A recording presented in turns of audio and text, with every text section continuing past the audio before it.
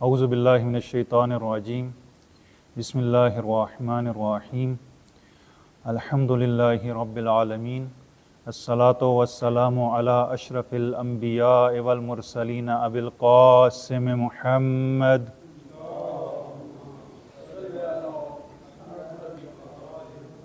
وآلہ الطیبین الطاہرین المعصومین ولعنۃ اللہ علی اعدائہم اجمعین اما بعد فقد قال اللہ تبارک و تعالی فی قرآن الکریم اعوذ باللہ من الشیطان الرجیم بسم اللہ الرحمن الرحیم الیوم اکملت لکم دینکم صلوات۔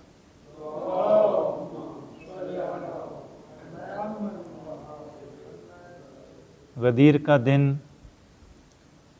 جسے یوم اللہ اگر کہا جائے تو نادرست نہیں ہوگا، ایسا دن کہ جس دن خدا کی بہت بڑی تجلی ظاہر ہوئی، بلکہ اگر کہا جائے کہ سب سے بڑی تجلی کا اظہار جس دن ہوا وہ یوم غدیر ہے۔ بہت ہی بابرکت دن، بہت ہی مبارک دن جسے عید کا دن قرار دیا گیا، اور بہت سارے اعمال بھی اس دن کے مناسبت سے موجود ہیں۔ یقیناً مفاتیح الجنان میں کل غدیر کا دن ہے تو آپ وہ اعمال بھی انجام دیں گے، اور اسے عید کا دن بھی کہا گیا۔ شریعت کی اصطلاح میں عید کا دن اس دن کو کہا جاتا ہے معمولاً اصطلاحاً کہ جس میں خاص اعمال اور نماز بھی پڑھی جائے۔ تو غدیر کا دن ان ایام میں سے ہیں کہ جیسے عید فطر کی نماز ہے، نماز عید الاضحیٰ ہے، اسی طریقے سے غدیر بھی وہ عید ہے کہ جس کی نماز ہے۔ معمولاً یہاں پہ نہیں پڑھی جاتی، لیکن ایران میں یا عراق میں باقاعدہ اس کے اجتماعات جو ہے وہ منعقد ہوتے ہیں، اور اس کے علاوہ دوسرے اعمال بھی، روزہ رکھنا یا بعض اور اعمال بھی جو ہے وہ ذکر کیے جاتے ہیں، دعائیں ہیں، اذکار ہیں۔ بہرحال ایک بہت ہی مناسب دن۔ سوال یہ ہے کہ یہ دن کیوں اس کو اتنی زیادہ اہمیت دی گئی؟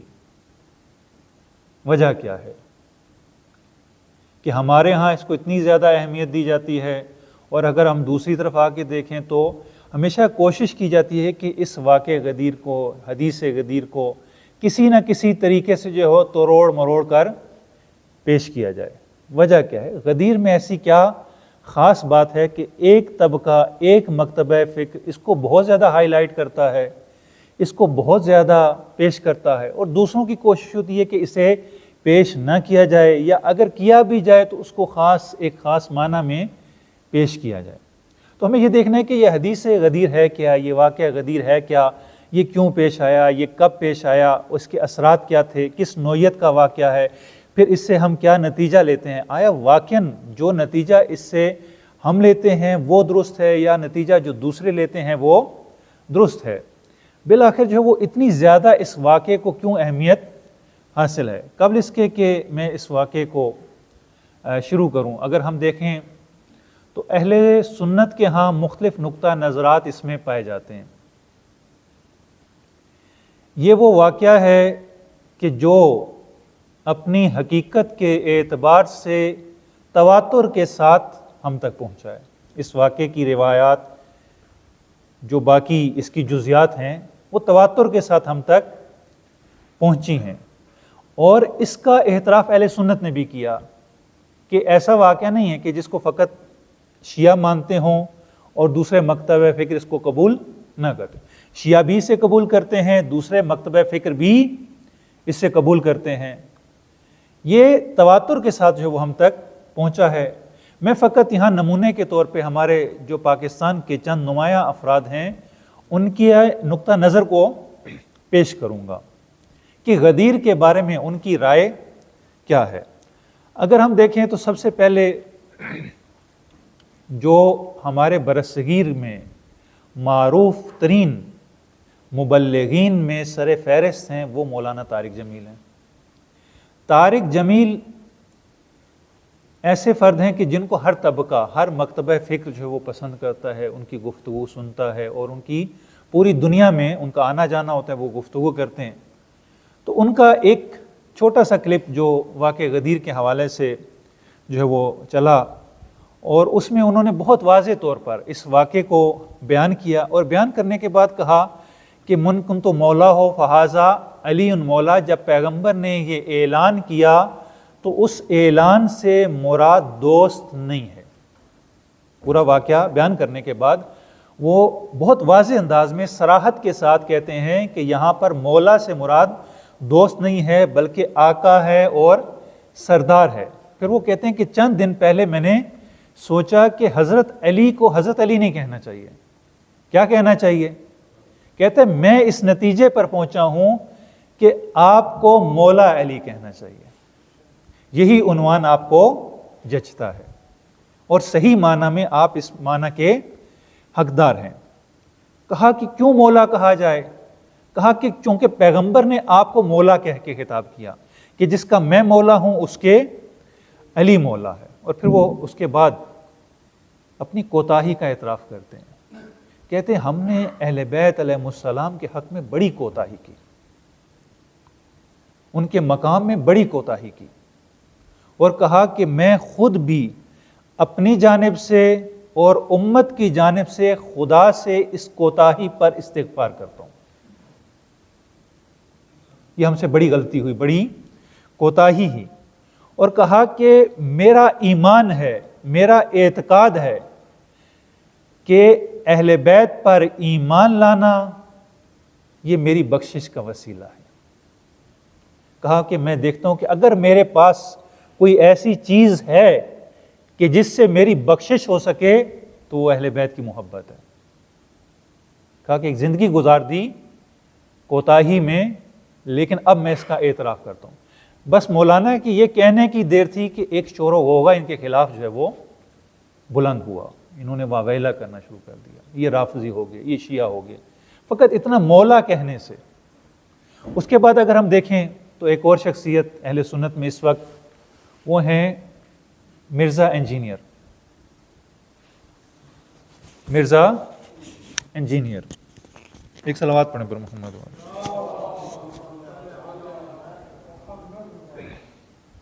مرزا انجینئر یہ بھی کہتے ہیں کہ یہاں پر واقعہ بیان کرتے ہیں اور کہتے ہیں کہ یہ واقعہ ہے کس نوعیت کا.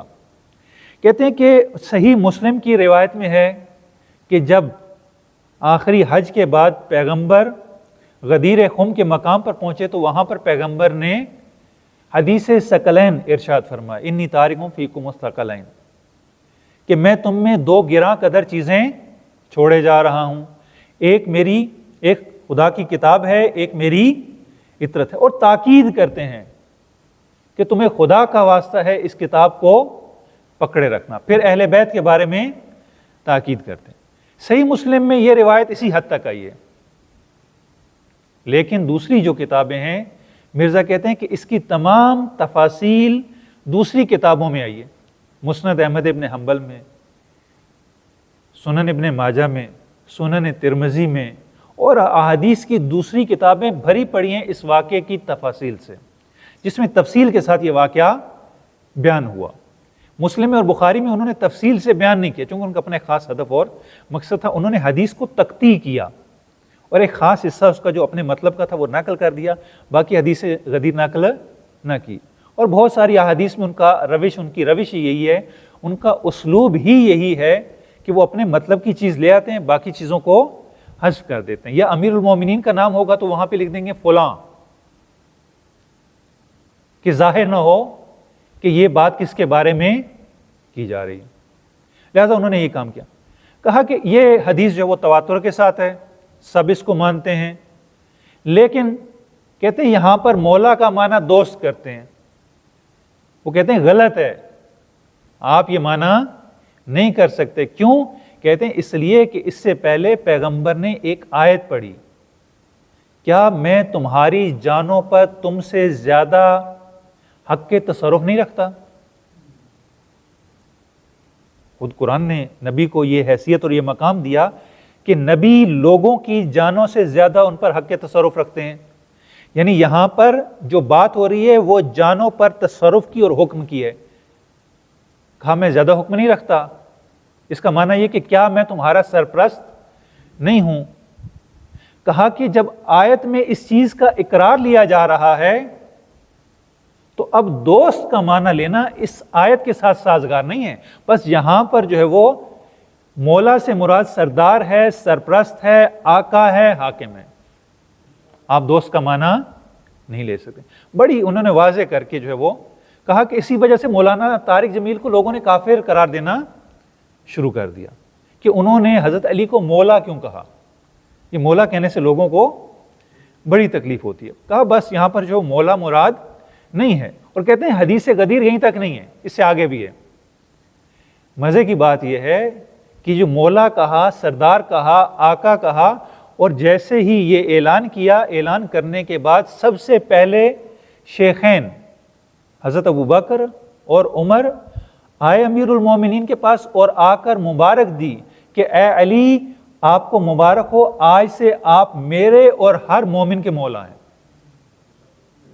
یہ خود اہل سنت کی کتابوں میں یہ مرزا انجینئر نے اس چیز کا اعتراف کیا.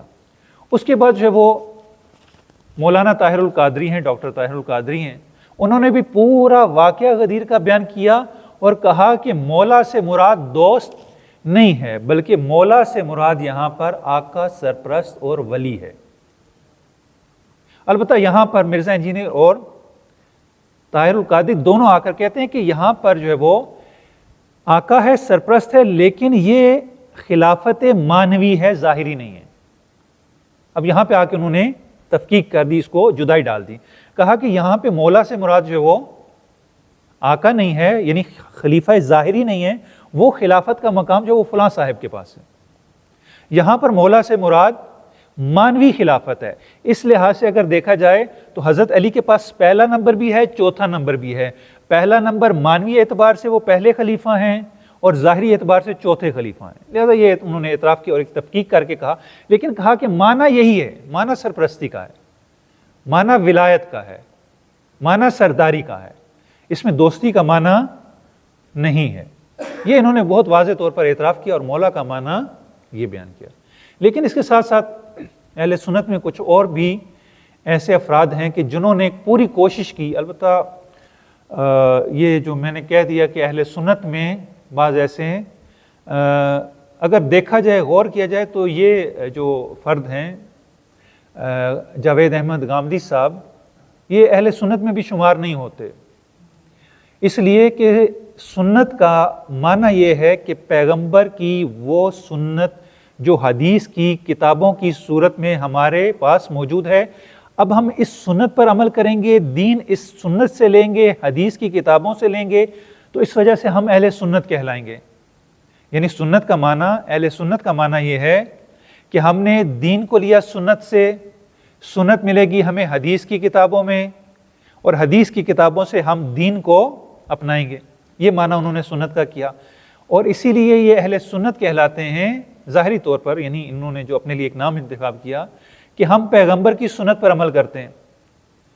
اب غامدی صاحب اس جو ڈیفینیشن ہے، تعریف ہے، وہ اہل سنت میں نہیں آتے. کیوں؟ اس لیے کہ وہ حدیث کو ہی نہیں مانتے. اہل سنت تو وہ ہوگا جو حدیث کو مانے گا، چونکہ ان کے نزدیک ساری سنت حدیث میں، اور آپ نے کہا کہ حدیث ہمارے نزدیک اس کی کوئی حیثیت ہی نہیں. یہ تو ایک طرح کی تاریخ ہے، یہ تو حدیث ہے ہی نہیں. لہٰذا وہ حدیث کو نہیں مانتے، حدیث کو نہیں مانتے ہیں، سنت کو نہیں مانتے. انہوں نے اپنے تئیں سنت کا ایک خاص معنی کر لیا، کہا کہ سنت کا یہ معنی ہے، سنت میں فقط یہی 25 چیزیں باقی، اور یہی دین ہے، اور یہ سنت ابراہیمی، یہ سنت پیغمبر نہیں ہے. کہا کہ یہ سنت ابراہیمی، یہ سنت پیغمبر نہیں ہے، اور سنت ابراہیمی میں یہی 25 چیزیں ہیں، بس یہی ہمارا دین ہے. 5 ایمانیات، یعنی 5 ایمانیات، خدا پر ایمان، نبی اور انبیاء پر ایمان، معاد پر ایمان یعنی قیامت پر ایمان، فرشتوں پر ایمان، کتابوں پر ایمان. کہا کہ یہ ایمانیات ہے، اور 25 چیزیں جو سنت ابراہیمی میں، جس میں نماز ہے، روزہ ہے، زکوٰۃ ہے، حج ہے اور دوسرے اعمال ہیں، یہ 25 چیزیں، کل دین یہی ہے، جس میں سے 25 سنت ابراہیمی ہیں، 5 ایمانیات ہیں، اور باقی حتیٰ قرآن بھی وہ سارے جو ہے وہ داستانیں ہیں، تاریخ ہے، اس کا ہماری زندگی سے کوئی تعلق نہیں ہے، وہ فقط تاریخ ہے، ہم اس کو تاریخی حیثیت سے فقط لیں گے۔ اب آپ سنت کا یہ معنی لیں اور ادھر سے اہل سنت کو دیکھیں۔ لہٰذا غامدی صاحب اہل سنت کی نمائندگی نہیں کرتے کہ ہم اس کو، خود اہل سنت بھی اس کو اہل سنت میں شمار نہیں کرتے، یہ قرآنسٹ ہیں، یعنی یہ فقط اور فقط قرآن پر اکتفا کرتے ہیں، باقی کسی چیز کو نہیں مانتے، یہ اہل سنت کے دائرے سے خارج ہیں۔ اب ان کا دین کیا ہے نہیں معلوم، یعنی ایک خاص ایک نیا دین انہوں نے خود سے گھڑ لیا، قرآن کی آیات کا من پسند معنی کیا، اور اسی لحاظ سے انہوں نے ہر چیز میں جو ایک نئی جدت لانے کی کوشش کی، چاہے اس کی کوئی بنیاد ہو یا نہ ہو، کوئی علمی بیس ہو یا نہ ہو۔ اور جو انہوں نے علمی بظاہر، یعنی ایسا محسوس ہوتا ہے جب گفتگو کر رہے ہوتے ہیں تو بڑے دھیمے انداز میں، بڑے دانشورانہ انداز ان کا دانشورانہ ہوتا ہے، لیکن حقیقت میں اگر دیکھا جائے تو ان کی گفتگو جو ہے وہ بالکل بھی دانشورانہ اور کسی بیس پر نہیں ہوتی، بہت سستے سے دانشور ہیں، یعنی اگر ان کو کہا بھی جائے دانشور تو بہت سستے سے دانشور بنتے ہیں، کیونکہ ان کی کوئی بنیاد اور اساس نہیں ہے۔ یہ جتنی باتیں کر رہے تو یہ خود سے گھڑ رہے ہوتے ہیں، نہ ان کی بنیاد قرآن ہوتا ہے، قرآن سے یعنی ایک معنی قرآن کے اوپر تحمیل کرتے ہیں، ان کا اپنا معنی قرآن سے لیا گیا نہیں ہوتا، بلکہ من پسند معنی ہوتا ہے جو قرآن پر تحمیل کرتے ہیں۔ جی دقیقاً تفسیر بالرائے ہے، یعنی دقیقاً اگر اس پر جو ہے وہ منتبہ کیا جائے نام تو یہ تفسیر بالرائے کا ہے، کہ جو کچھ بھی کرتے ہیں یہ تفسیر بالرائے، یعنی اپنی مرضی اور اپنے فہم کو قرآن کے اوپر تحمیل کرتے ہیں کہ قرآن، حالانکہ قرآن یہ نہیں کہہ رہا، قرآن کا یہ معنی ہے ہی نہیں جو آپ لے رہے ہیں، نہ لغت کے اعتبار سے اور نہ حدیث کے اعتبار سے، نہ خود قرآن کے اعتبار، کسی لحاظ سے بھی آپ نے جو اسلام کی یہ تصویر پیش کی ہے وہ نہیں ہے۔ ہاں یہ ضرور ہے کہ بیٹھتے ایسے ہیں، گفتگو ایسے کرتے ہیں کہ بظاہر محسوس ہوتا ہے کہ ایک دانشور گفتگو کر رہا ہے بڑے دھیمے لہجے میں، لیکن اس کا مطلب یہ نہیں کہ اگر کوئی دانشورانہ انداز میں گفتگو کر رہا ہو تو وہ دانشور بھی ہوگا۔ اب انہوں نے غدیر کے بارے میں جو بات کی، اب جو غدیر کے بارے میں بات کی، سب سے پہلے اس میں یہ ہے کہ کسی تاریخ کا حوالہ نہیں ہے، کسی حدیث کا حوالہ نہیں ہے، کسی کتاب کا حوالہ نہیں ہے، انہوں نے ایسے ہی جو ہے وہ ایک مشہور بات لے کے اس کی بنا پر جو حدیث کو آ کے بیان کرنا شروع کر دیا۔ ان سے سوال کیا گیا کہ یہ حدیث غدیر جس سے خلافت ثابت کرتے ہیں شیعہ، اس کی کیا حیثیت ہے، یہ واقعہ جو ہے وہ کیا پیغمبر نے جو ہے وہ یہی کہا تھا من کنت مولا ہو فہذا علی مولا، اور کیا اس سے خلافت ثابت ہوتی ہے یا ثابت نہیں ہوتی؟ تو اس کا جواب انہوں نے یہ دیا کہ پہلے ہم یہ دیکھیں گے کہ آیا یہ حدیث جس کانٹیکسٹ میں ہے، جس پس منظر میں ہے، آیا یہ تعبیر اسے جو ہے وہ نکل بھی رہی ہے یا نہیں ہے، یہ ہم اپنی طرف سے جو ہے یہ تعبیر اس پہ۔ اب کہتے ہیں کہ اصل ماجرا یہ تھا کہ پیغمبر نے امیر المومنین کو ایک ماموریت دی، ایک ذمہ داری دی کہ آپ نے یمن جانا ہے، وہاں سے خمس جو ہے وہ لوگوں سے لے کر آنا ہے، یہ امیر المومنین کی ذمہ داری تھی، اور پیغمبر کے پاس یہ حیثیت تھی کہ پیغمبر خدا کی طرف سے حاکم تھے، یعنی خدا کی طرف سے یہ عہدہ پیغمبر کے پاس موجود تھا۔ اب پیغمبر جس کو بھی کوئی ذمہ داری دیتے ہیں، اب یہ پیغمبر کی طرف سے حاکم ہو جاتے ہیں، اولی الامر ہو جاتے ہیں، جس کو بھی ذمہ داری دی، چاہے وہ حضرت علی ہوں چاہے کوئی اور ہو، جس کو بھی پیغمبر نے کسی بھی حوالے سے کوئی بھی ذمہ داری دے دی یہ اولی الامر ہو جائے گا۔ اور قرآن کی جو آیت ہے اطیعوا اللہ و اطیعوا الرسول و اولی الامر منکم، اب یہ اولی الامر منکم یہ گویا پیغمبر اور خدا کی اطاعت ہو جائے گی۔ اب ہوا یہ کہ پیغمبر نے امیر المومنین کو ذمہ داری دی، اور یہاں پر امیر المومنین اولی الامر ہیں، چونکہ پیغمبر کی طرف سے ان کو ایک ذمہ داری دی گئی۔ پیغمبر یمن گئے، وہاں پہ انہوں نے خمس جو ہے وہ سارا اکٹھا کیا، وہاں پر ایک لونڈی ان کو پسند آ گئی، ایک کنیز پسند آ گئی، امیر المومنین نے وہ اپنے لیے رکھ لی۔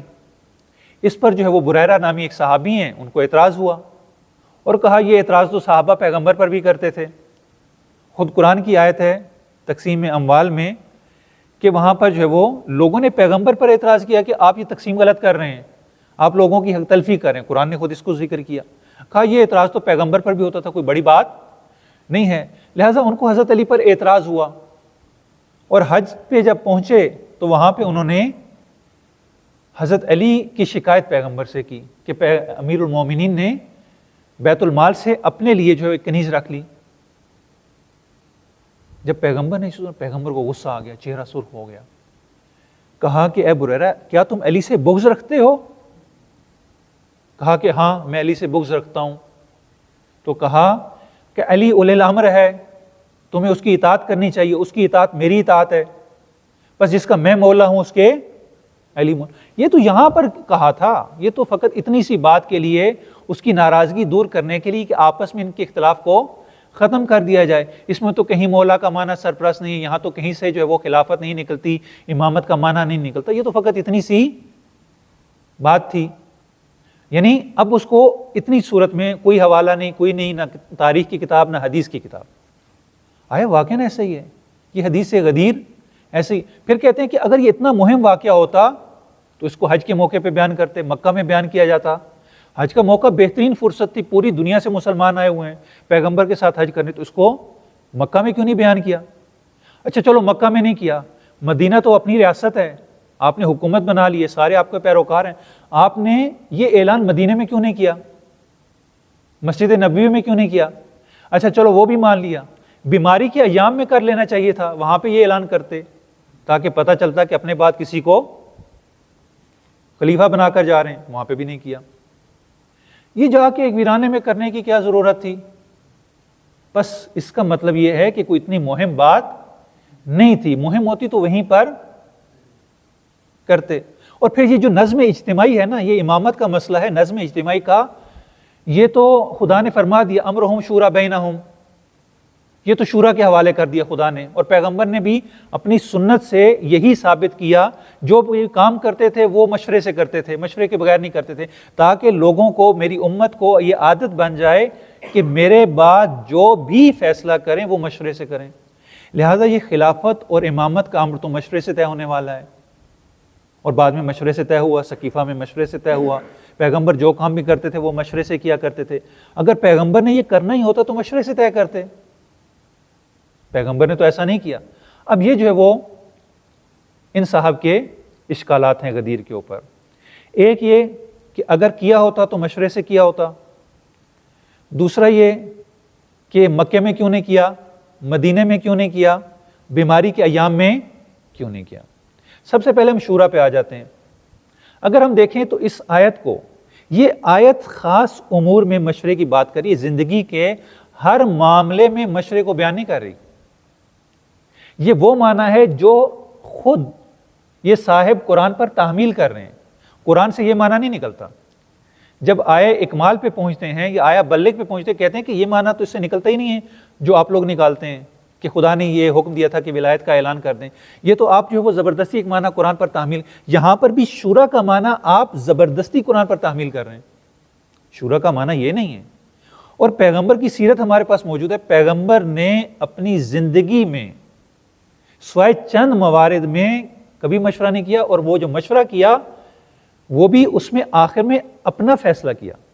اور قرآن نے بھی کہا کہ جب آپ مشورہ ان سے کر لیا کریں، جب انہوں نے اعتراض کیا کہ ہمیں تو کبھی آپ نے کچھ سمجھا ہی نہیں، تو قرآن نے پیغمبر سے کہا کہ لو کنت فظا غلیظ القلب لانفضوا من حولک، تو یہ آپ سے پراکندہ ہو جاتے اگر آپ غلیظ قلب ہوتے، سخت دل ہوتے اور ان کی بات نہ مانتے تو انہوں نے آپ سے دور چلے جانا تھا.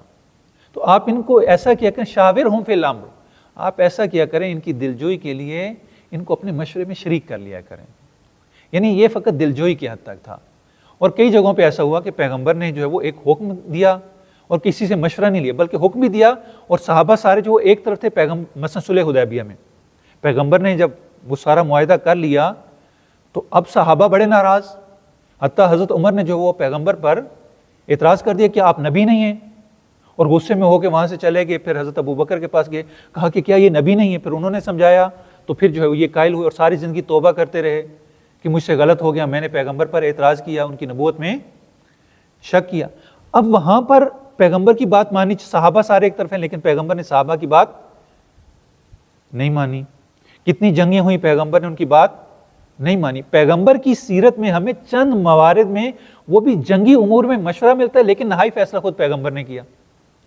پیغمبر کی پوری زندگی میں اگر میں وہ موارد گنوانا شروع کر دوں، ابھی وقت نہیں ہے کہ پیغمبر نے مشورہ کیا ہو. پیغمبر نے کبھی مشورہ نہیں کیا چند موارد کے علاوہ. وہ بھی خاص موارد ہیں، اور جو دین کے موارد ہیں اس میں تو کبھی مشورہ نہیں کیا، دینی موارد میں، احکام الہی میں کبھی مشورہ نہیں کیا۔ یہ مشورہ عرفی امور میں ہوتا تھا، اور اس میں بھی نہائی نظر خود نبی اکرم صلی اللہ علیہ وآلہ وسلم کی ہوتی تھی۔ بس مشورہ جو ہے وہ کبھی نہیں کیا۔ مشورے کو ایک اصول کے طور پہ اگر متعارف کرواتے، امت کو ایک اصول دے کر جاتے، تو پھر خود عمل کرنا چاہیے تھا، لیکن پیغمبر نے کہیں پر بھی عمل نہیں کیا۔ یعنی تاریخ شاہد ہے، آپ تاریخ اٹھا کے دیکھ لیں، حدیث اٹھا کے دیکھ لیں، کئی موقعوں پر صحابہ آپ کے مخالف ہوئے، کہا کہ نہیں جو میں کہہ رہا ہوں وہی صحیح ہے۔ پھر آپ دیکھ لیں، آپ کہتے ہیں کہ شورا، یہ شورا سقیفہ میں کہاں تھی؟ سقیفہ میں تو کوئی شورا نہیں۔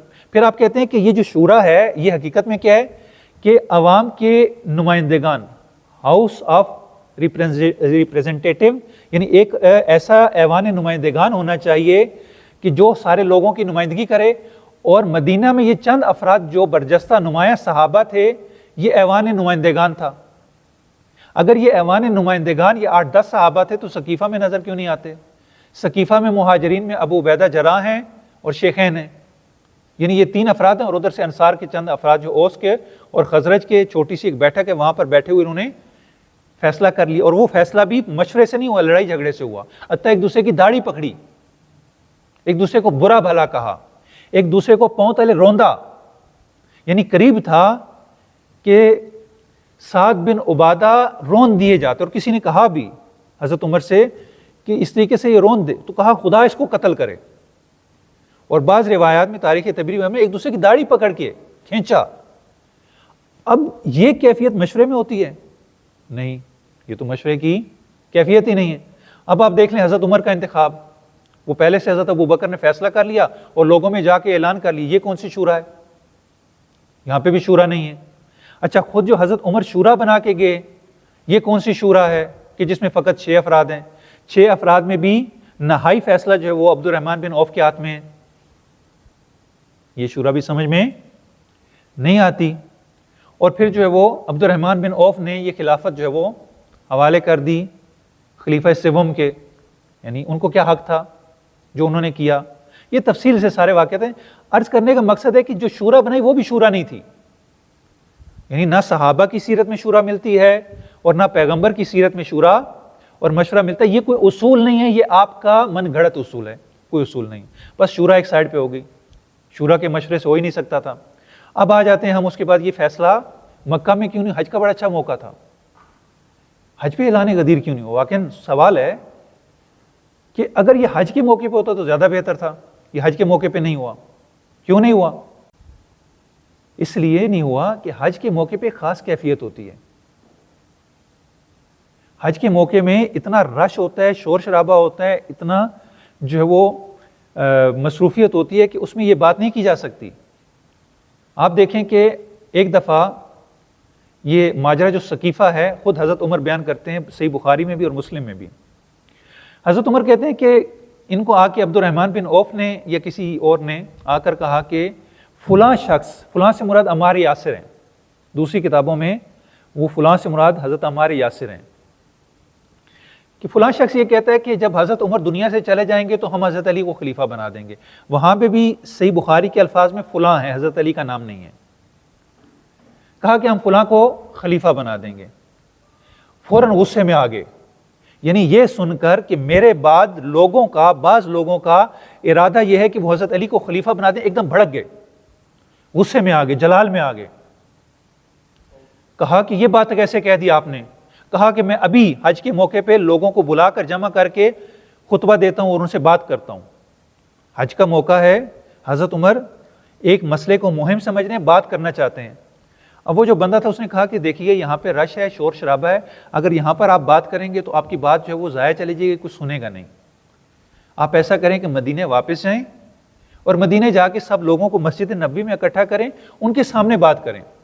اور پھر ایسا ہی ہوتا ہے، یہ مسجد جاتے ہیں مدینہ میں، مسجد نبوی میں، اور مسجد نبوی میں جا کے کیا کرتے ہیں؟ سارا ماجرہ سقیفہ بیان کرتے ہیں کہ ہوا کیا تھا، ہم نے کیسے جو ہے وہ خلیفہ اول کا انتخاب کیا تھا۔ اب آپ دیکھیں کہ خلیفہ ثانی حج کے موقع پہ ایک اہم اعلان نہیں کر رہے. کیوں؟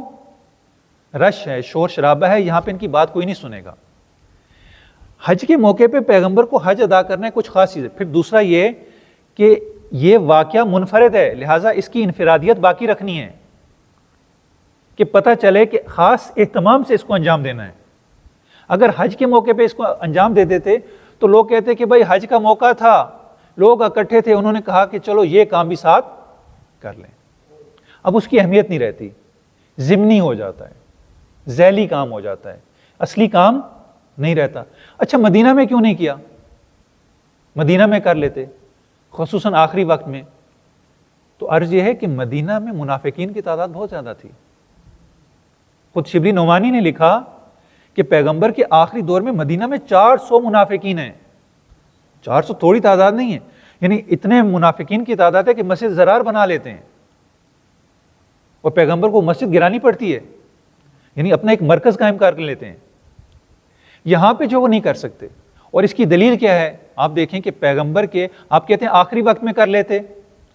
آخری وقت میں جب کرنا چاہا تو لوگوں نے کیا کیا؟ یعنی آخری وقت میں پیغمبر کہتے ہیں لاؤ کاغذ قلم، میں تمہیں ایسی تحریر لکھ دوں کہ میرے بعد گمراہ نہ ہو. آخری وقت میں کرنا تو چاہتے تھے. کیا آپ حدیث کرتاس بھول گئے کہ پیغمبر آخری وقت میں یہی تو کرنا چاہتے تھے؟ یعنی وہی اعلان جو غدیر میں ہوا تھا وہ آپ کو لکھ کے دینا چاہتے تھے. لیکن یہاں پہ جو ہے وہ حضرت عمر نے کیا کہا کہ ان الرجل لیہجر، اس بندے کو تو ہذیان ہو گیا ہے. یہ تو نعوذ باللہ بخار کی شدت میں ہذیان کہہ رہے ہیں، یعنی اس قسم کی تعبیریں. اور پھر بعض نے کہا کہ پیغمبر کو کاغذ قلم دو، بعض نے کہا کہ نہیں دینے کی ضرورت نہیں ہے. آپس میں انہوں نے جھگڑنا شروع کر دیا. پیغمبر کے پاس آوازیں بلند ہونا شروع ہو گئیں تو پیغمبر نے کہا میرے پاس سے نکل جاؤ. کیوں؟ اس لیے کہ قرآن حکم دے چکا تھا کہ میرے نبی کے سامنے آوازوں کو بلند نہیں کرو. اب یہاں پہ آوازیں بلند ہوئیں، پیغمبر کو یہ کام تو کرنے ہی نہیں دیا گیا. لہٰذا مدینے میں یہ کام نہیں ہو سکتا تھا، حالات ایسے نہیں تھے. مکہ میں نہیں ہو سکتا تھا. اور دوسرا یہ کہ یہ ایک باقاعدہ ایونٹ ہے، پورے اہتمام کے ساتھ اس کو کرنا تھا تاکہ اس کی انفرادیت اور اس کی اہمیت جو ہے وہ واضح رہے کہ یہ اپنی نوعیت میں ایک منفرد واقعہ ہے. جیسے حج کی اپنی ذاتی اہمیت ہے، ایسی واقعہ غدیر کی اپنی اہمیت ہے، چونکہ ایک اہم اعلان کیا جا رہا ہے. اور آپ دیکھیں کہ جو خطاب ہے یا ایھا الرسول بلغ، یعنی آج تک پیغمبر کو ایسے خطاب نہیں کیا گیا. مشکل سے مشکل وقت میں یا ایھا المزمل مدثر، اے میرے پیارے نبی حبیب رحمت للعالمین، یعنی کون کون سے کتنے پیارے خطابات سے پیغمبر کو پکارا گیا. یہاں پہ ایک دم سے آ کے یا ایھا الرسول بلغ، پہنچا دو. یعنی کون سا کام تھا جو پیغمبر نے نہیں کیا تھا؟ اور وہ کیسا کام ہے کہ جس کے بارے میں پیغمبر کو یہ کہا جا رہا ہے کہ اگر نہیں کریں گے تو آپ نے گویا کوئی کام بھی نہیں کیا. یعنی پیغمبر کو تحدید کی جا رہی ہے. بس اس کا مطلب ہے کوئی معمولی کام نہیں ہے. یہ یہودیوں کے ساتھ مذاکرات نہیں تھے، وہ تو پہلے بھی ہو چکے. اور یہودی تھے کہاں؟ یہودی تو تقریباً نکل چکے تھے. 3 بڑے قبیلے تھے، بنی قریظہ، بنی قینقاع اور بنی نذیر. یہ تینوں قبیلے مدینے سے ان کو نکالا جا چکا تھا، دیس نکالا ہو چکا تھا. لہٰذا جو ہے وہ یہود تھے ہی نہیں کہ ان کو یہ خطاب کیا جاتا. یہ خطاب خاص نوعیت کا ہے کہ آپ نے ایک خاص حکم پہنچانا ہے. اور جب حکم پہنچا دیا اس کے بعد واقعہ غدیر ہوا، سب کو اکٹھا کیا. پیچھے جو تھے ان کو آگے بلایا، آگے آنے والوں کو پیچھے بلایا، سب کو اکٹھا کیا. جب سب اکٹھے ہو گئے، اکٹھے ہونے کے بعد ایک خطبہ دیا اور اس میں دوبارہ حدیث ثقلین کا تکرار کیا، دوبارہ حدیث ثقلین کو بیان کیا. اور اس کے بعد امیر المومنین کو ممبر پر اپنے ساتھ کھڑا کیا، اپنے آگے کھڑا کیا، اور امیر المومنین کے دونوں ہاتھ پکڑے، دونوں ہاتھ پکڑ کے بلند کیے. اور کہا جاتا ہے کہ اتنے بلند کیے کہ بغلوں کی سفیدی ظاہر ہونے لگی. اور کہا من کنت مولا ہو فہذا علی مولا، اللہم وال من والا ہو وعاد من عادا. یہ اعلان کیا. اور اس اعلان کے بعد امیر المومنین کو اپنا امامہ جس کا نام صحاب تھا وہ امیر المومنین کے سر پہ رکھا، اور وہ امامہ امیر المومنین کے سر پہ رہتا تھا. اور بعد میں جب امیر المومنین اس امامے کے ساتھ آتے تھے تو پیغمبر کہتے تھے کہ دیکھو علی صحاب میں ہے، صحاب کہتے ہیں بادل کو، یعنی اور امامہ عرب کا تاج ہے، عرب کے ہاں تاج العرب، یعنی یہ باقاعدہ حضرت علی کی تاج پوشی تھی، امامہ پہنایا گیا حضرت علی کا، یعنی باقاعدہ پورا اہتمام۔ اگر اس اہتمام کو دیکھیں، اتنی گرمی میں لوگوں کو روکنا، پیچھے والوں کو، اور فقط اس لیے کہ وہ جو ناراضگی تھی آپ دو لوگوں میں وہ میں رفع کر دوں، یعنی یہ ناراضگی تو دونوں کو بٹھا کے رفع، جیسے کئی ایسے مواقع لوگوں میں جھگڑا ہوا، پیغمبر نے سب کو اکٹھا کیا، اکٹھا کر کے ان کی ناراضگی دور کروا دی۔ اگر ناراضگی دور کروانی تھی تو اتنا اہتمام کرنے کی کیا ضرورت تھی؟ یہ اہتمام بتاتا ہے کہ یہ معمولی واقعہ نہیں تھا۔ اور اس کے بعد پہلے اقرار لیا، کیا میں تمہاری جانوں پر تم سے زیادہ حق تصرف نہیں رکھتا؟ اس کا مطلب یہ ہے کہ اپنی سرپرستی کا اعلان کر کے کہہ رہے ہیں کہ میں تمہارا سرپرست ہوں، میں تمہارا آقا ہوں، میں تمہارا سردار ہوں، میں تمہارا مولا ہوں۔ بس یہاں پر مراد جو ہے وہ مولا سے، اور اگر یہ مولا پہ دلالت نہ کرتی، اتنی واضح اس میں دوست کا معنی ہوتا تو اسے چھپایا کیوں جاتا؟ کیوں حدیث غدیر کو بیان کرنے سے بھاگتے ہیں؟ خود مرزا انجینئر کہتے ہیں میں نے ان سے کہا کہ کیا یہ حدیث ہماری کتابوں میں نہیں ہے؟ تو مولانا مجھے کہہ لینے ہے تو کیا اسے بیان کرنا ضروری بھی ہے کہ لوگوں کو بتاؤ کہ ہماری کتابوں میں یہ حدیث ہے؟ لہٰذا یہ حدیث جو وہ بیان نہ کی جائے، اور ہمیشہ کوشش کی گئی کہ اس حدیث کو چھپایا جائے، اور اسی لیے خدا غریق رحمت کرے مرحوم علامہ امینی کو، انہوں نے ایک کتاب لکھی الغدیر، یہ 16 جلدوں پر مشتمل ہے، اردو میں تقریباً 11 جلدوں میں، شاید بازار میں اس وقت میسر نہیں ہے، PDF کی صورت میں آپ کو مل جائے گی۔ علامہ امینی نے یہ ثابت کیا، اور اس سلسلے میں جو مشکلات علامہ امینی کو اٹھانی پڑی، 10,000 اہل سنت کی کتابوں کا مطالعہ کیا، 10,000 کتب، اور یہ کتابیں اتنی آسانی سے میسر نہیں ہوئیں، اس کے لیے ہندوستان جانا پڑا، شام جانا پڑا، اور جو جہاں جہاں پر انہیں پتہ چلتا تھا کہ کوئی لائبریری ہے اور وہاں پر وہ کتاب ہے، وہاں پہ چلے جاتے تھے، اور جا کر جو وہ دن رات جو وہ لائبریری میں بیٹھے رہتے تھے، کھانے کا ہوش نہیں ہوتا تھا، پینے کا ہوش نہیں ہوتا۔ کہا کہ میں یہ کام کرنا چاہتا ہوں کہ لوگوں کو بتانا چاہتا ہوں کہ یہ غدیر تھا کیا۔ 10,000 کتابوں سے غدیر کے واقعے کو، غدیر کی روایات کو، غدیر کی احادیث کو، غدیر کی جزیات کو بیان کیا، اور جس نے بیان کیا تھا سب کا نام ذکر کیا۔ کہا کہ 110 صحابہ کرام نے واقعہ غدیر کو نقل کیا، 110 صحابہ سے یہ واقعہ نقل ہے، یعنی 110 معمولی ہے۔ آپ نے ایک روایت جو ایک شخص سے سنی کہ ہم جو ہے وہ انبیاء میراث نہیں چھوڑتے، وہ فقط ان سے روایت تھی، آپ نے اس بنا پر سارا دین کھڑا کر دیا، اور یہ روایت تو 110 صحابہ سے ہے، ایک صحابی سے نہیں۔ اور مزے کی بات یہ ہے کہ ان صحابہ میں بڑی بڑی شخصیات آتی ہیں، ابو ہریرہ اس میں شامل ہیں، شیخین اس میں شامل ہیں، یعنی خلیفہ اول نے بھی نقل کی، اس روایت کی نقل موجود ہے، اور خلیفہ ثانی نے بھی، دونوں نے اس حدیث کو نقل کیا۔ اور اس کے علاوہ جتنے بھی معروف صحابہ ہیں تقریباً سبھی نے حدیث غدیر کو، اس واقعے کو نقل کیا۔ اور صحابہ کے بعد اگلا دور آ جاتا ہے تابعین کا، 84 تابعین نے واقعہ غدیر کو نقل کیا، معمولی ہے۔ ایسا ایک واقعہ بھی بتا دیں کہ جس کو اتنے زیادہ صحابہ اور تابعین نقل کر رہے ہوں۔ تاریخ میں واقعہ غدیر کے علاوہ کوئی ایسا واقعہ نہیں ہے جس کو 110 صحابہ 84 تابعین نے ذکر کیا ہو، معمولی تعداد ہے۔ اور اس کے بعد اور پھر انہوں نے ساری تفصیل ذکر کی کہ یہ واقعہ فلاں صحابی نے کس کس کتاب میں ذکر کیا، پوری ڈیٹیل کے ساتھ، فقط نام ذکر نہیں کیے بلکہ روایات کے حوالے بھی ذکر کیے کہ فلاں کتاب میں یہ حوالہ موجود ہے۔ اس کے بعد اگر ہم دیکھیں تو انہوں نے کہا کہ وہ علماء کہ جنہوں نے ہر صدی میں واقعہ غدیر کو نقل کیا، مثلا دوسری صدی میں، چونکہ پہلی صدی میں لکھنا ممنوع تھا، حضرت عمر نے ممنوع قرار دے دیا کہ آپ حدیث نہیں لکھ سکتے۔ حضرت ابو بکر کے پاس 500 احادیث تھیں، انہوں نے وہ جلا دی، کہا کہ حدیث جو ہے وہ پیغمبر کی، اگر آپ احادیث پڑھیں گے تو قرآن سے دور ہو جائیں گے، لہٰذا پیغمبر کی احادیث نہ پڑھنی ہے، نہ بیان کرنی ہے، نہ نقل کرنی ہے۔ اگر کوئی نقل کرے گا تو خاص حدیث کو نقل کرے گا، خاص شرائط کے ساتھ نقل کرے گا، 2 گواہ لے کر آئے گا، اگر گواہ نہیں رہے گا حدیث قبول نہیں ہوگی. لہٰذا ایک دفعہ ابو موسیٰ اشعری نے ایک حدیث نقل کر دی پیغمبر کی, تو فوراً غصے میں آ گئے, کہا کہ گواہ لے کے آؤ ورنہ ابھی تمہیں درے سے پیٹوں گا. وہ گئے اور انہیں مشکل سے ایک بندہ مل گیا اور انہوں نے خدا کا شکر ادا کیا, خدایا شکر ہے کہ یہ بندہ مجھے مل گیا, ورنہ نہ ملتا تو آج میری پٹائی درے سے ہوتی, مجھے ہنٹر مارتے وہ. یعنی حدیث نقل کرنے پر کوڑے سے مارا جاتا تھا, یعنی یہ حالت تھی پہلی صدی میں. لہذا حدیث جو وہ نقل نہیں ہوئی, زبانی نقل ہوتی رہی, کسی کتابی صورت میں نہیں, چونکہ کتاب نہیں لکھنے دی گئی.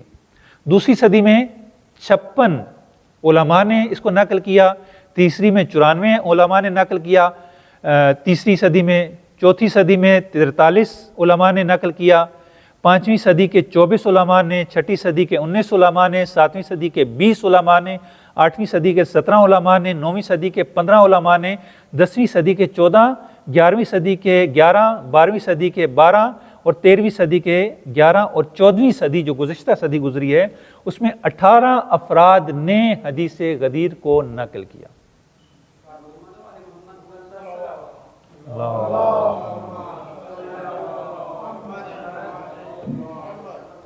اب آپ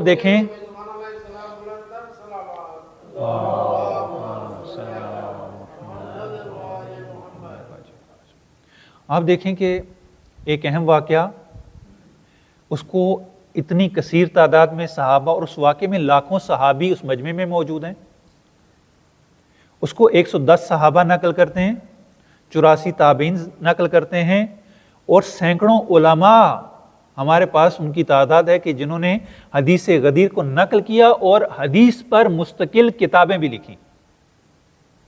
بس یہ معمولی واقعہ نہیں ہے. اچھا, اب ہم ایک اور موضوع کی طرف آتے ہیں. ہم دیکھتے ہیں کہ اہل سنت میں ایک جو ہے وہ روزمرہ عام آئے روز ہم سنتے ہیں فلاں مجدد دین ہے, فلاں دین کو زندہ کرنے والا ہے, دین مردہ ہو گیا, دین کو زندہ ہونے کی ضرورت ہے. تو میرے سوال ہے کہ دین مردہ کیوں ہو گیا؟ وجہ کیا ہے دین کے مردہ ہونے کی؟ دیکھیں, ایک چیز میرے اختیار میں ہو, میرے پاس قدرت ہو, میرے پاس وسائل ہوں, میرے پاس افراد ہوں, میرے پاس علماء ہوں, ہر چیز میرے پاس فراہم ہو, اور پھر میں ایک چیز کو خراب کر دوں, نظام کو بگاڑ دوں, اس میں کس کا قصور ہے؟ دین مردہ ہو گیا. دین کیوں مردہ ہوا؟ یہ دین کس کے پاس تھا؟ کس کے ہاتھوں میں تھا؟ صاحبان اقتدار کے. قدرت آپ کے پاس, طاقت آپ کے پاس, اقتدار آپ کے پاس, محدثین آپ کے پاس, متکلمین آپ کے پاس, مفسرین آپ کے پاس, زمانہ آپ کے پاس, وسائل تمام تر آپ کے پاس. جب ہر چیز آپ کے پاس ہے, مراکز آپ کے پاس ہیں, فرصت آپ کے پاس ہے, وقت آپ کے پاس ہے, تو یہ دین مردہ کیسے ہو گیا؟ خود بخود مردہ ہو گیا. جی خدا یہ چاہتا تھا, خدا کی مشیت تھی, پیغمبر نے فرمایا تھا کہ میرے بعد یہ دین فقط نام کا رہ جائے گا, الا اسمن اور رسمن. یہ فقط جو ہے وہ نام کی حد تک اور فقط جو ہے وہ ظاہری جو وہ شکل و صورت کی صورت میں رہ جائے گا, چند اعمال کی صورت میں رہ جائے گا. یہ تو پیغمبر نے کہہ دیا تھا, خدا کا منشا یہی تھا, خدا کی مشیت یہی تھی کہ دین مردہ ہو جائے گا, علم اٹھ جائے گا. بھائی ہر چیز آپ کے ہاتھ میں ہے, کنٹرول میں ہے, تو اس کے بعد دین مردہ کیوں ہو گیا؟ سوال پیدا ہوتا ہے یا نہیں ہوتا ہے؟ ہمیشہ ہر چیز آپ کے ہاتھ میں رہی, قدرت, اقتدار, ہر چیز. مدرسے آپ کے پاس, علماء آپ کے پاس, محدثین آپ کے پاس, متکلمین آپ کے پاس, کتابیں آپ نے لکھی, ہر چیز آپ کے پاس ہے. بادشاہوں کی سرپرستی میں یہ سارے کام ہوتے رہے. حدیث عمر بن عبدالعزیز نے اپنی سرپرستی میں لکھوانا شروع کی. موطا ابن مالک یہ خود جو ہے وہ بنی عباس نے اس کو پرموٹ کیا, پورے جہان اسلام میں اس کو قانونی کتاب قرار دیا. یعنی ہمیشہ ان کے سروں پر پیچھے ہاتھ جو ہے وہ بادشاہوں کا ہوتا تھا, ہمیشہ میدان علماء کے پاس تھا, محدثین کے پاس تھا. تو یہ دین مردہ کیسے ہو گیا؟ یہ سوچنے کی بات ہے کہ یہ دین مردہ کیسے ہو گیا.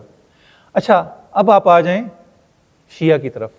عجیب بات ہے, آج تک شیعہ میں سے کسی نے یہ نہیں کہا کہ دین مردہ ہو گیا, دین کو تجدید کی ضرورت ہے, ایک مجددین خدا کی طرف سے آئے گا جو دین کو آ کے احیا کرے گا. آج تک طول تاریخ میں, یعنی غیبت صغرا کے علماء سے لے کے مثلا خالد ابن احمد برکی جنہوں نے پہلی کتاب حدیث میں المحاسن لکھی، ان سے لے کے موجودہ زمانے تک، آغا خوئی تک اور آغا سیستانی تک، یہ جو ہمارے علماء ہیں، آج تک کسی نے یہ دعویٰ کیا ہو دین مردہ ہو گیا، دین کو تجدید کی ضرورت ہے، ایک مجدد دین کو خدا کی طرف سے آنا چاہیے جو دین کو زندہ کرے گا؟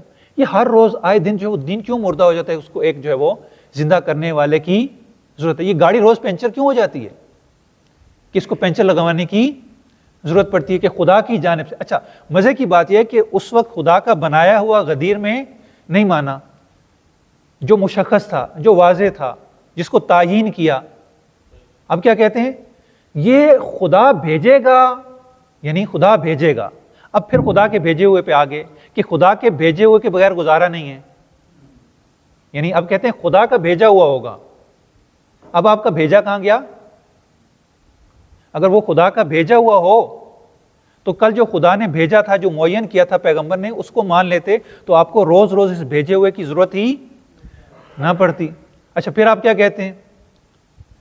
پھر کہتے ہیں کہ اس کو خود بھی پتہ نہیں ہوگا میں مجدد ہوں، یعنی آ کے دین کو احیا کرے گا، دین کو زندہ کرے گا، اس کو خود بھی نہیں پتہ ہوگا میں مجدد ہوں۔ یعنی اتنا بڑا کام کہا جائے گا۔ اچھا، اور پھر اتفاق بھی نہیں ہے کہ کون مجدد ہے کون مجدد نہیں ہے۔ عمر بن عبدالعزیز کو مجدد کہتے ہیں، فلاں کو مجدد کہتے ہیں، ابن تیمیہ کو مجدد کہتے ہیں، یعنی ہر فرقے کا اپنا اپنا مجدد ہے۔ حنفیوں کا اپنا مجدد ہے، شافیوں کا اپنا مجدد ہے، اہل حدیث کا اپنا مجدد ہے، پھر بریلویوں کا اپنا ہے، دیوبندیوں کا اپنا ہے۔ یہ دین کو انہوں نے مختلف ٹکڑوں میں اور پھر مختلف جو مجدد آنا شروع ہو گئے، ہر ہرکس و ناقص جو وہ مجدد ہے۔ یعنی کیوں آپ کو مجدد کی ضرورت پڑ رہی ہے؟ کبھی سوچیں، غور کریں۔ اچھا، شیعہ کی تاریخ دیکھ لیں، ہمیشہ مشکل میں رہے۔ شیعہ کی تاریخ کو سرخ تاریخ کہا جاتا ہے، ہمیشہ قتل و غارت، شہادت، یہ ہمارا ورثہ رہا ہے۔ یعنی ایک پوری کتاب، ضخیم کتاب، چند 100 صفحات پر مشتمل کتاب، مقاتل الطالبین، جس میں فقط اور فقط حضرت ابو طالب کی نسل کے ان افراد کا ذکر ہے جنہیں شہید کیا گیا بے دردی سے، یعنی فقط ان کا نام اور مختصر تذکرہ ہے۔ یعنی سینکڑوں ایسے افراد حضرت ابو طالب کی اولاد میں سے جن کو شہید کیا گیا، باقی شیعہ آپ چھوڑ دیجئے۔ ہمیشہ تحت تعقیب رہے، زندانوں میں رہے، مشکلات میں رہے، کرسی علم ان کے پاس نہیں تھی، یہ ہمیشہ چھپ کر رہے، مشکلات میں رہے۔ لیکن اس کے باوجود، تمام تر مشکلات کے باوجود، شیعہ نے کبھی یہ نہیں کہا کہ ہمیں دین کو زندہ کرنے کی ضرورت ہے، ہمیں مجدد دین کی ضرورت ہے، خدا کی طرف سے کوئی مجدد دین آئے جو آ کر زندہ کرے۔ وجہ کیا ہے؟ اس لیے کہ شیعہ کا اعتقاد یہ ہے کہ غدیر میں خدا نے پیغمبر کے ذریعے سے دین کو وارث دے دیا، دین لاوارث نہیں ہے، دین کا وارث ہے۔ جب دین کا وارث ہے تو اب دین کو تجدید کی ضرورت نہیں۔ ہاں، امر بالمعروف ضرور ہے، جہاں پر مشکلات ہیں وہاں پر اس کو دور کرنے کی ضرورت ہے، لیکن دین ابھی مردہ نہیں ہوا کہ اس کو تجدید کی ضرورت پڑے اور ایک مجدد کی ضرورت پڑے۔ نہ، امام موجود ہے، وارث دین کا موجود ہے۔ تو یہ جو ہے شیعت نے آج تک کسی سے یہ اظہار نہیں کیا۔ اب ہم دیکھیں کہ دونوں کا مقایسہ کریں، یعنی اب ہم غدیر کا، ٹائم ہمارے پاس کم ہے، کہ ہم غدیر کا مقایسہ کرتے ہیں سقیفہ کے ساتھ۔ دو ایونٹ ہیں، دو واقعات ہیں۔ ایک واقعے میں ایک مکتب یہ کلیم کرتا ہے کہ اس کا خلیفہ، اس کا امام یہاں پہ تعین ہوا، اور دوسرے مکتب فکر کا جو ہے وہ دعویٰ یہ ہے کہ سقیفہ میں جو ہے وہ خلیفہ تعین ہوا۔ اب یہ دو واقعے ہیں ہمارے پاس، اب ہم ان دونوں کا ذرا مقایسہ کر کے دیکھتے ہیں تاریخی لحاظ سے کہ ان کی نوعیت کیا ہے، یہ واقعہ کس نوعیت کا ہے۔ اگر ہم دیکھیں تو واقعہ غدیر بھی موجود ہے، واقعہ سقیفہ بھی موجود ہے۔ ابھی وقت نہیں ہے کہ میں مختصر طور پہ واقعہ سقیفہ کو بیان کرتا۔ اس کے پیروکار بھی موجود ہیں، اور دونوں کا دعویٰ یہ ہے کہ ہم شیعہ یہ کہتے ہیں کہ ہم غدیر کے ذریعے سے جنت میں جائیں گے، ہم نے اپنا مقصد حیات، ہم نے دستور زندگی غدیر سے لینا ہے۔ دوسرے یہ کہتے ہیں کہ ہم نے اپنا دستور زندگی، ہم نے اپنا خلیفہ سقیفہ سے لینا ہے۔ یہ دو دعوے جو ہے وہ ہمارے پاس اور دو مکتبہ فکر جو ہے وہ موجود ہیں۔ غدیر کو دین اور دنیا کی کامیابی کا نظام جو ہے وہ قرار دیتے ہیں کہ غدیر میں کیا ہوا؟ غدیر میں ایک نظام ملا، ایک مکتب ملا، لیکن سقیفہ والے اس کو فقط خلیفہ کے عنوان سے کہتے ہیں، اس کا دین کے ساتھ کوئی تعلق نہیں ہے۔ غدیر کو اگر دیکھیں، غدیر کو سبھی مانتے ہیں، شیعہ بھی مانتے ہیں، اہل سنت بھی مانتے ہیں۔ اگر نہیں مانتے تو 16 جلدیں جو ہے وہ الغدیر کی آپ کے پاس ہیں، آپ جا کے دیکھ لیں، آپ کے محدثین، آپ کے متکلمین، آپ کے مورخین، آپ کے مفسرین، آپ کے شعراء، سب نے واقعہ غدیر کو نقل کیا، کوئی شک و ابہام اس میں نہیں رہ جاتا۔ لیکن واقعہ سقیفہ کو سب نہیں مانتے، اس میں جو ہے وہ ہر کوئی اپنی خاص تعبیر اس میں پیش کرتا ہے۔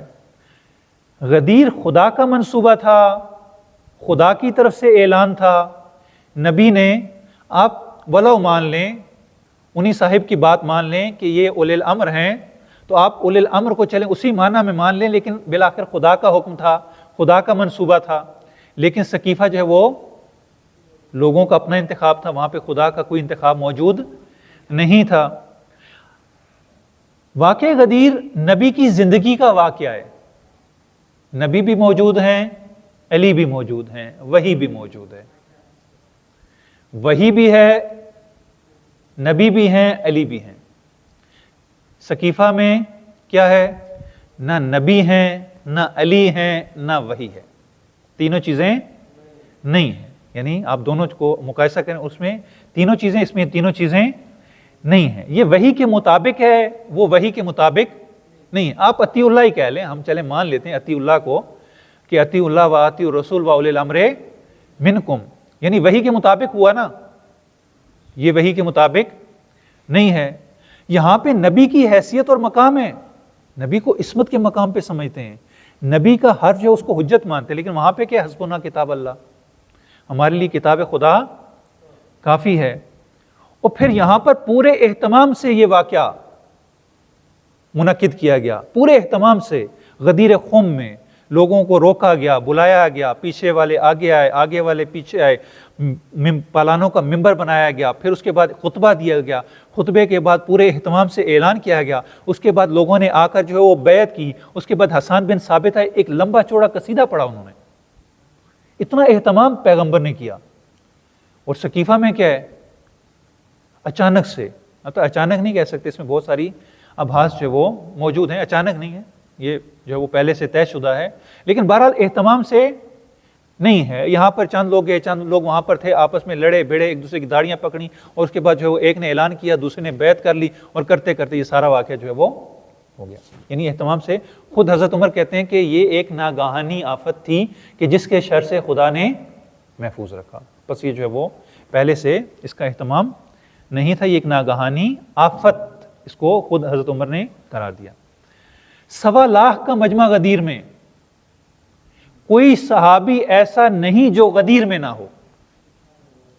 سقیفہ میں کوئی بھی ایسا صحابی جو سقیفہ میں موجود ہو، ماں سوائے چند افراد کے، چند انصار، اوس اور خزرج کے، اور مہاجرین میں سے 3 مہاجر، یعنی سقیفہ میں چند افراد، یا آپ یوں کہہ لیں کہ چند نامعلوم افراد، کہ جن میں سے 3 کو ہم جانتے ہیں، اور اوس اور خزرج کے 2 سرداروں کو جانتے ہیں، اور 2-3 افراد جنہوں نے گفتگو کی، 5-7 افراد کے علاوہ کسی کا نام وہاں پہ نہیں ہے۔ ایک طرف 1 لاکھ کا مجمع اور کوئی صحابی ایسا نہیں جو وہاں پہ نہیں، اور ایک طرف کوئی بھی نہیں، ایسا ہی ہے نا، یعنی چند افراد کی کیا حیثیت ہے وہاں پہ۔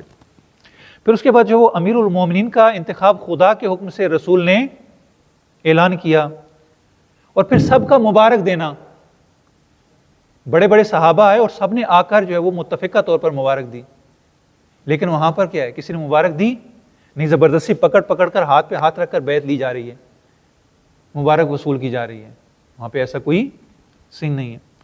اچھا، یہاں پر قرآن کا ہاتھ اہل بیت کے ہاتھ میں دے دیا، انی تارکم فیکم الثقلین، کہ دیکھو میں تمہارے اندر 2 چیزیں چھوڑے جا رہا ہوں۔ وہاں پہ کیا ہے؟ حسبنا کتاب اللہ، قرآن اور اہل بیت کو آپس میں سے ایک دوسرے سے جدا کیا جا رہا ہے۔ یہاں پہ قرآن اور اہل بیت کو جوڑا جا رہا ہے، وہاں پہ ایک دوسرے سے جدا کیا جا رہا ہے۔ اچھا، اب ہم دیکھتے ہیں اس سارے واقعے کو۔ حضرت علی کی شخصیت بہت بڑی شخصیت ہے۔ حضرت علی کی شخصیت کامیابی کا ایک نمونہ ہے۔ تمام تر مشکلات کے باوجود جو بھی مصائب امیر المومنین کو اپنی زندگی میں جھیلنے پڑے، چاہے وہ خلافت سے کنارہ کشی کے 25 سال ہوں، چاہے وہ اپنے دور کی جنگیں ہوں، چاہے وہ شہادت کے مراحل ہوں، امیر المومنین ایک کامیاب انسان جانے جاتے ہیں، امیر المومنین جیسا. اور جب دنیا سے جانے لگے تو بڑے افتخار سے، یعنی کس عالم میں کہ سر پہ ضربت لگ چکی ہے، دنیا سے رخصت ہونے والے ہیں، اور زبان پہ کلمات کے ہیں، فزت ورب الکعبہ، رب کعبہ کی قسم علی کامیاب جا رہا ہے. یعنی کامیابی کا ایک نمونہ غدیر میں ہمارے پاس موجود ہے.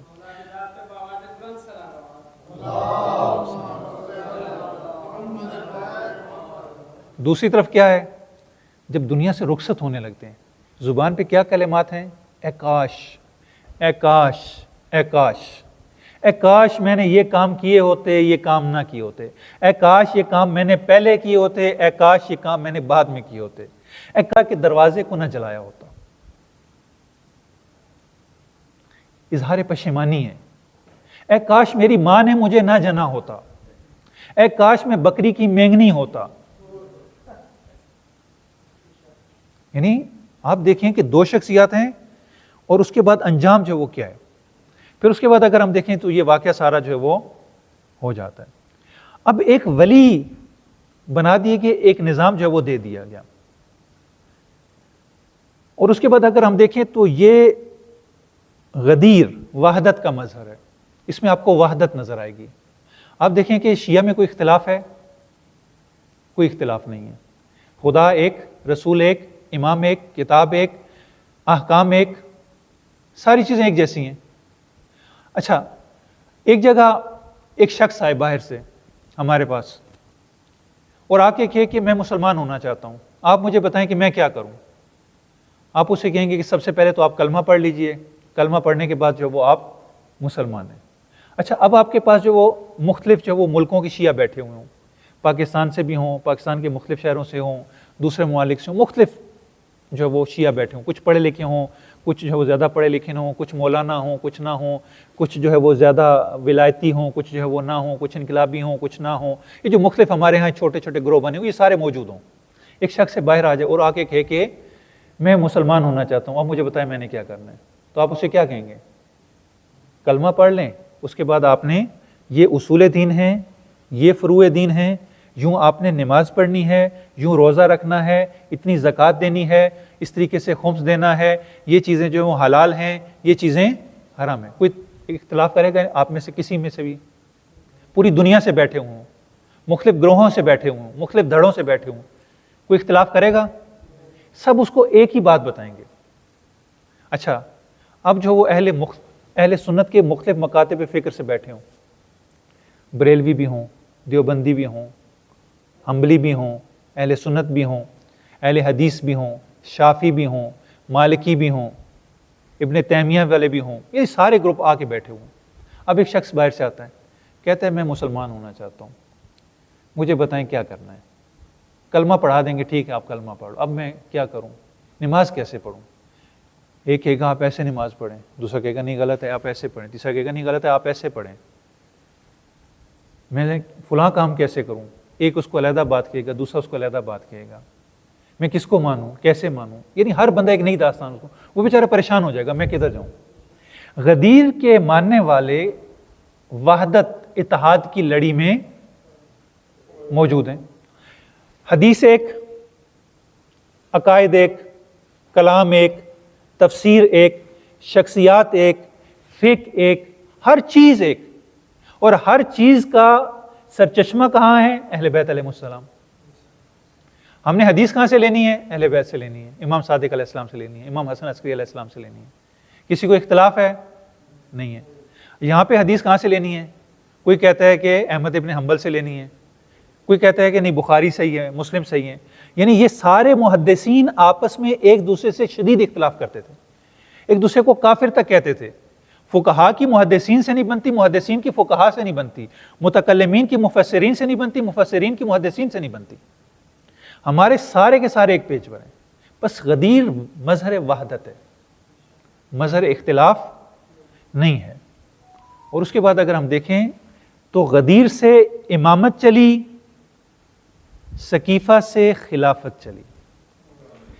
امامت منتہی ہوتی ہے امام حسین علیہ السلام پر، اور خلافت کا نتیجہ آخر میں جا کے یزید پر منتہی ہوتا ہے. اب یہ دو نمائندے جو ہے وہ امامت کے امام حسین ہیں اور خلافت کا نمائندہ یہاں پہ آ کے یزید بن جاتا ہے، اور اس کے بعد جو کچھ ہوتا ہے وہ آپ کے سامنے۔ اب مختصر میں بہت ساری چیزیں چھوڑے جا رہا ہوں۔ اب غدیر کا نتیجہ نہائی کہاں پہ ہونا ہے؟ مہدویت پہ ہونا ہے، امام زمانہ اجل اللہ تعالیٰ فرجہ الشریف۔ اچھا، اب مہدویت کو سب مانتے ہیں کہ یہ مہدی 12واں ہوگا اور خدا کی جانب سے ہوگا، 12واں بھی مانتے ہیں، خدا کی جانب سے بھی مانتے ہیں۔ اب پھر خدا کی طرف آ جاتے ہیں۔ اگر 12ویں کو خدا کی طرف سے ماننا ہے تو پہلے کو خدا کی طرف سے کیوں نہیں مانتے؟ پہلے کو خدا، بس غدیر کا اختتام مہدویت ہے، عروج مہدویت ہے۔ آپ کو بھی بالآخر جو ہے وہاں پر آنا ہوگا، لیکن آپ ابھی تک تجدید دین میں پھنسے ہوئے، فلاں مجدد ہے، فلاں مجدد نہیں ہے۔ یہ جو ہے وہ ایک مقایسہ اگر غدیر کا کریں تو یہ خصوصیات غدیر میں پائی جاتی ہیں، اور اس طرف جو ہے وہ دوسری طرف ہمارے پاس دوسرا واقعہ ہے۔ اب جو ہے وہ شیعہ میں وحدت ہے، دوسری طرف ہمیں واضح طور پہ جو ہے وہ تفرقہ نظر ہوتا ہے۔ ہمارے پاس جو محور ہے وہ ائمہ علیہ السلام کی تعلیمات ہیں، ہمارے پاس اجتہاد جیسی طاقت ہے، یعنی ہر زمانے میں ہمیں جو بھی مشکل پیش آتی ہے ہم زمانے کے تقاضوں کو سمجھ کر دین سے اس کا حکم پیش کر سکتے ہیں، گھڑ نہیں سکتے، موجود ہے اس کو اخذ کر کے استنباط کر کے پیش کر سکتے ہیں۔ ہمارے پاس اجتہاد کی پاور ہے کہ ہم ہر زمانے میں، کوئی بھی زمانہ ہو، جو بھی مشکل ہو، جیسا بھی مسئلہ ہو، ہمارے پاس اس کا رائے حل موجود ہے اس زمانے کے مطابق۔ لیکن دوسری طرف کیا ہے؟ آپ کس کی تقلید کرتے ہیں؟ ابو حنیفہ کی۔ ابو حنیفہ کب تھے؟ 1300 سال پہلے، 150 ہجری میں ان کی وفات ہوتی ہے۔ آج کے دور میں جو مسائل آئیں گے آپ کیسے حل کریں گے؟ ابو حنیفہ نے تو اس میں کوئی فتویٰ ہی نہیں دیا، اور مزے کی بات یہ کہ ابو حنیفہ کی کتاب ہی موجود نہیں ہے، یعنی کوئی ایسی کتاب نہیں ہے کہ جو ابو حنیفہ کی ہو جس پر عمل کیا جائے۔ آپ جا کے اہل سنت میں، حنفیوں میں دیکھ لیجئے، آپ کو کوئی کتاب نہیں ملے گی۔ یہ کتابیں ابھی آخری زمانے میں انہوں نے چند جو ہے وہ فقہ کی کتابیں جو ہے وہ انہوں نے لکھی ہیں، اسی سے جو ہے وہ کام چلاتے ہیں۔ اس میں ابو حنیفہ کے شاگردوں نے اس کی جو آراء نقل کی ہیں وہ آراء جو ہے وہ نقل ہوتی چلی آ رہی ہیں۔ خود ابو حنیفہ کی کتاب، امام کی کتاب جو ہے وہ ان کے پاس نہیں ہے۔ اچھا، عقائد کسی اور سے لینے ہیں، عقائد میں کوئی اور ہے، فقہ کہیں اور سے لینی ہے۔ اچھا، آپ پھر پوچھیں کہ آپ اہل سنت ہیں، اگر آپ نے فقہ پہ عمل کرنا ہے ابو حنیفہ کے مطابق تو حدیث کو کیا کریں گے؟ حدیث تو جو ہے وہ کہہ رہی رفع یدین کا مسئلہ ہے، دوسرے مسائل ہیں، طلاق کا مسئلہ ہے۔ اچھا، اس میں آپ کی حدیث کیا کہہ رہی ہے؟ حدیث کہہ رہی ہے 3 طلاقیں، ابو حنیفہ کہہ رہے ہیں نہیں، ایک ہی مجلس میں 3 طلاقیں، جیسے ابھی اہل سنت کے یہاں رائج ہے۔ حدیث یہ نہیں کہہ رہی، حدیث تو کچھ اور کہہ رہی ہے، قرآن کچھ اور کہہ رہا ہے، حدیث کچھ اور کہہ رہی ہے، ابو حنیفہ کچھ اور کہہ رہے ہیں۔ آپ ایک پیج پر نہیں ہیں، آپ کی حدیث کہیں اور ہے، آپ کا کلام عقائد کہیں اور ہیں، آپ کی تفسیر کہیں اور ہے، آپ کی ہر چیز جو اپنی جگہ پہ نہیں ہے، آپ کی ہر چیز جو ہے وہ ڈیفرنٹ جگہ پہ پڑی، آپ زبردستی ان کو جوڑنے کی کوشش کر رہے ہیں، یہ کہیں پہ بھی ایک دوسرے سے نہیں جوڑ رہے۔ اچھا، پھر شیعہ کے پاس ایک اور امتیاز ہے، عقل کو بعنوان ریسورس، ایک منبع، سرچشمہ، کہ عقل کی باقاعدہ آپ کے ہاں حیثیت ہے، لیکن اس طرف آپ دیکھیں تو عقل کو مانتے ہی نہیں، آپ نے عقل کا استعمال نہیں کرنا، دین نے منع کیا عقل کو استعمال کرنے سے۔ لہذا عقل جو ہے وہ ہمارے اس میں، آپ عقل کی بنا پر دین کو نہیں پرکھ سکتے، دین کو نہیں سمجھ سکتے، ورنہ بدعت ہے، ورنہ جو ہے وہ آپ دین سے خارج ہیں۔ لہٰذا آپ دیکھیں کہ آپ ہمارے علماء کے پاس چلے جائیں، ان سے کہیں کہ ہمارا یہ مسئلہ ہے، آپ کو کوئی فکری، اعتقادی کوئی بھی مسئلہ پیش آ جائے، ایک ایتھسٹ چلا جائے، وہ آ کے کہے کہ خدا کے وجود کو ثابت کریں، تو اب ہمارے جو متکلمین ہیں، جو عقائد کے علماء ہیں، وہ کیا کریں گے؟ کہیں گے آئیں بسم اللہ، ہم آپ سے بات چیت کرتے ہیں، آپ کو بتاتے ہیں کہ مسئلہ کیا ہے، آپ کی مشکل کو حل کرتے ہیں، پھر عقلی دلیل دے کے اس کی مشکل کو حل بھی کریں گے۔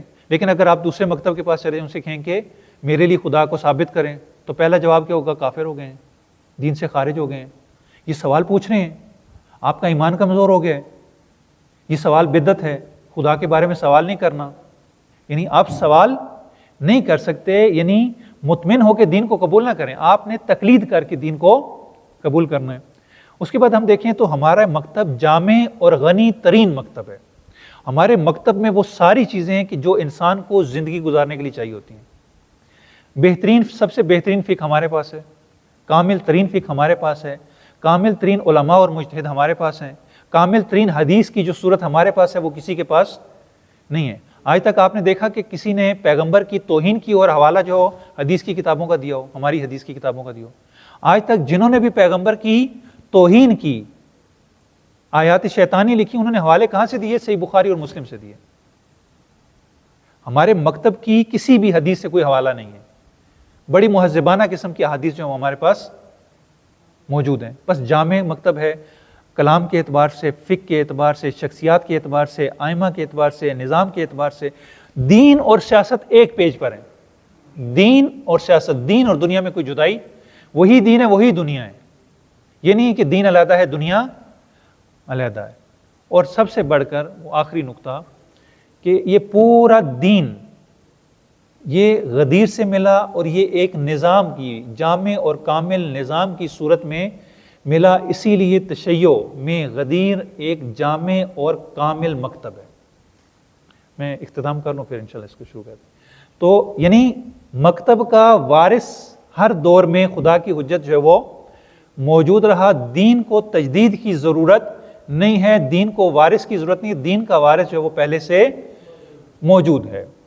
خداوند متعال سے دعا ہے کہ خدا ہمیں غدیر سے ہمیشہ متمسک رہنے کی توفیق عطا فرمائے، ہمیں غدیر کی تعلیمات سے، غدیر کی برکات سے بہرہ مند ہونے کی توفیق عطا فرمائے۔